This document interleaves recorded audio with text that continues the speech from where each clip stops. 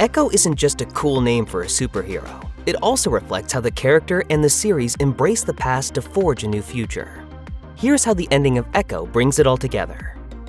Echo takes place directly after the events of Hawkeye. In that show, Maya Lopez learns from Clint Barton that Kingpin anonymously hired him as Ronin to assassinate her father and several other members of the Tracksuit Mafia.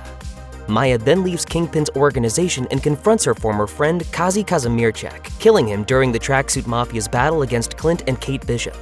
Maya later ambushes Fisk and shoots him, seemingly putting an end to New York City's greatest gangster. When Echo picks up, Maya returns to her hometown of Tamaha, Oklahoma to take over Fisk's operations there. She locks horns with her uncle Henry, who, like Maya's father, was involved with Kingpin's organization against his will. After attracting unwanted attention from the Kingpin's henchmen, Maya discovers that Fisk is alive and he offers her a chance to return to New York and resume operations as his Queenpin. You want an empire? You'll have it. All the while, Maya is also having recurring visions of her ancestors, including the first Choctaw woman, Chafa, as well as Tuklo, a Choctaw warrior from the 1800s. She's also confronting her strained relationships with her family members, including her cousin Bonnie, whom she avoided contact with following her father's death, and her grandmother Chola, whose anger towards Maya's father left them estranged. Maya learns the truth about her visions from Chola, realizing that her ancestors are contacting her during critical moments. She later confronts Kingpin in his hotel room and nearly accepts his offer to kill him, calling back to his own experience of killing his father to free himself from an abusive household. Maya refuses. Most of the finale centers on Tamaha's Choctaw Nation powwow, a festival celebrating their ancestry. The Tracksuit Mafia arrive in search of Maya, forcing Henry and Maya's cousin Biscuits to hold them off. Wearing a costume given to her by Chola, Maya gets cornered by Kingpin and his henchmen who have taken Chola and Bonnie hostage. Kingpin threatens to kill them so that he's the only family Maya has left, but Maya uses her ancestral powers for the first time to not only fight off Fisk's goons, but to empower Chola and Bonnie to fight alongside her. Finally, Maya takes control of Fisk's mind, sending him back to pivotal moments in his life, including the moment before he decided to kill his father. She encourages him to let go of his pain. Fisk, terrified of Maya's powers and perhaps his own memories, abandons his plan and escapes with his remaining henchmen. Before Maya leaves Tamaha, she visits her family at a barbecue and is warmly welcomed, all of them now free from Kingpin's control. Echo involves Maya completing her transformation from villain to superhero. Characters such as Wanda Maximoff and Loki have made the transition from villain to hero, and occasionally back, putting Maya in good company among the Marvel Cinematic Universe's roster of evildoers turned good guys. Again. Faster. When Maya is introduced in Hawkeye, she's relentlessly chasing down Ronin for killing her father, targeting Kate Bishop and later Clint Barton. Audiences can still empathize with Maya during this villain arc though, especially after flashback sequences show her father encouraging her to adapt to a world that won't accept her. When Fisk turns up alive in Echo, Maya must choose between her family and her ambition. It raises the question, why does Maya choose to be a hero rather than the Queenpin? The answers lie in the flashback sequences depicting Maya's history working for Kingpin, where she misinterprets his affection for her as paternal. It's actually strategic. Fisk is no stranger to using cruel, manipulative tactics against those close to him. Case in point, in episode 4 of Echo, he brings Maya her favorite cookies to entice her into listening to him. The only difference is, this time around, Maya is too wise to trust Fisk. After all, she didn't pour out an expensive bottle of wine for no reason. They came highly recommended. Hawkeye only briefly examines Maya's history with Wilson Fisk, revealing that her father, William, was Fisk's partner in operating the Tracksuit Mafia. Fisk took on the role of an uncle figure in Maya's life. This is fleshed out much further through flashback sequences in Echo. In one important flashback in episode 4, Fisk is surprised when a young Maya joins him in assaulting a rude ice cream vendor. This is the start of Maya's transformation into one of Fisk's closest commanders. This establishes that Kingpin saw something in Maya early on that made her a valuable asset to his criminal empire. He never had to lure her into his world of corruption. She was a willing participant. Even the act of Fisk assaulting the vendor proves that his love for Maya is genuine, though still as toxic as any of Fisk's other relationships. No more is this apparent as in Fisk's relationship to American Sign Language, or ASL, the only way for him and Maya to communicate. While every other character in Echo is fluent in ASL, Fisk is not, which Maya calls him out on as evidence that he doesn't truly care about her. Comic Basics interpreted this as an example of Fisk's shortcomings as a character, writing, Kingpin was likely incapable of truly bonding with people, and since Maya saw him as some kind of heroic personality when she was little, Kingpin liked it. Family is a major theme in Echo, with one of the very first scenes depicting the traumatic car crash that tore Maya's family apart. When Maya returns to Tamaha, tensions run high between her and her relatives. There's her uncle Henry, who is still involved in Fisk's organization, her grandmother Chola, who turned her back on Maya and her father years ago, and Bonnie, Maya's closest childhood friend who she's desperate to keep away from the criminal world. Along the way, Maya is plagued with visions of her ancestors. She eventually embraces them and is rewarded with superpowers. Echo shows that Maya is stronger, both literally and figuratively, when she accepts her family, her past, and her flaws.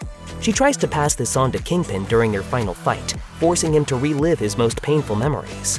When Maya encourages Fisk to let go of his pain, Fisk instead runs away, appearing more like a frightened child than an intimidating crime lord. What did you do?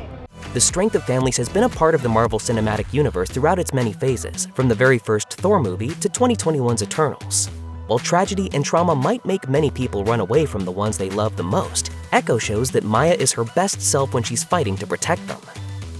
Fans eager to see Maya Lopez come into her own as a superhero in Echo had to wait a bit. It takes all 5 episodes for the character to embrace her heroic side. It's not until her conversation with Chola in episode 4 that Maya learns that her powers come from her ancestors calling to her. Generations are echoing, reaching out to us at a time when we need them most. Some critics felt the explanations for Maya's superhero abilities were underdeveloped, with the Ringer writing, Lopez's superpowers manifest late in the season but are never really explained or demonstrated clearly. There are many different powers showcased among the Lopez women, from her mother's ability to heal to Maya's ability to force others to experience visions, as she does with Kingpin. Ultimately, it appears that Maya's superpowers are gifts given to her by her ancestors. While the exact details of what she can do remain unclear, the important distinction is that Maya is being aided along her journey by the strong Choctaw women who came before her. The main lesson from Maya's story is that she is stronger when she embraces that she's living as a result of her family's past, not in spite of it. In the series, Maya's superpowers are rooted in Choctaw mythology, with her oldest ancestor Chafa becoming a heroic figure of the Choctaw creation myth. Many aspects of Choctaw mythology play an integral role in shaping Maya's powers. This comes as a huge shift for those familiar with the character from Marvel Comics. Maya first appeared in 1999, sent by Kingpin to antagonize Daredevil. The two adversaries eventually became romantically entangled. Maya's connections to Kingpin in the comics are similar to those in the series. However, one massive change comes with her powers. In the comics, Maya has photographic reflexes, allowing her to copy her opponent's movements. This is, coincidentally, a similar ability to Taskmaster, who appeared as an antagonist in 2021's Black Widow. It's not the first time Marvel has done this with their characters, as they made similar changes to Kamala Khan in the 2022 series Ms. Marvel.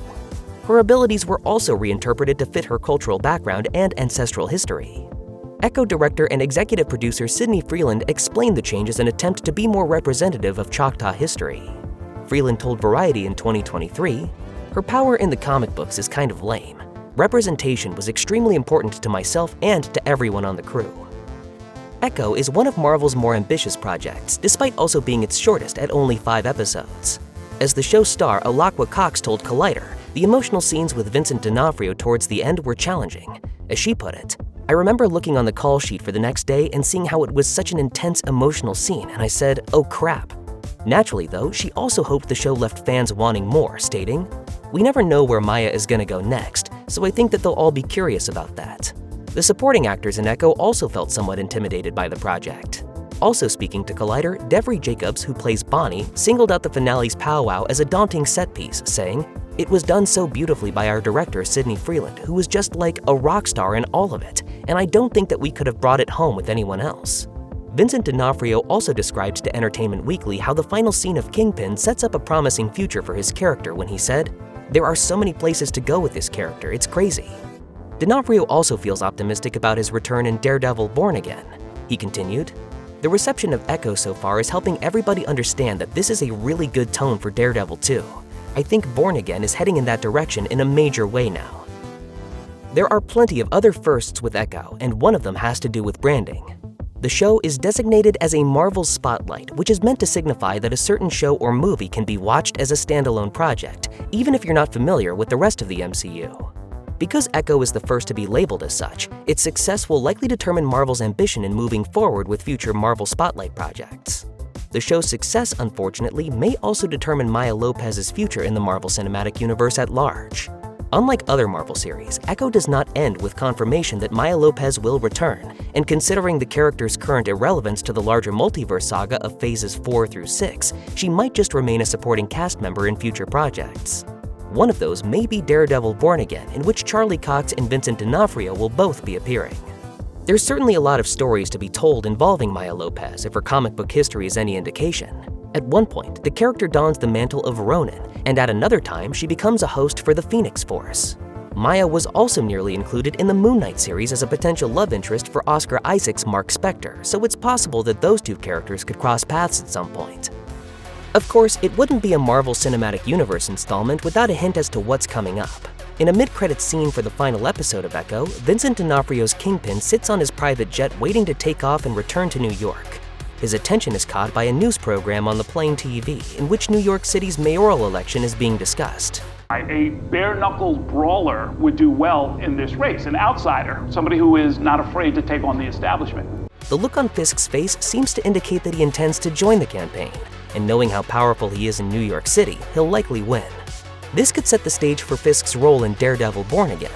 Despite reports of creative overhauls in recent months, D'Onofrio confirmed on Twitter the changes are all positive, telling Variety, "Frankly, I'd be worried if we were settling for less."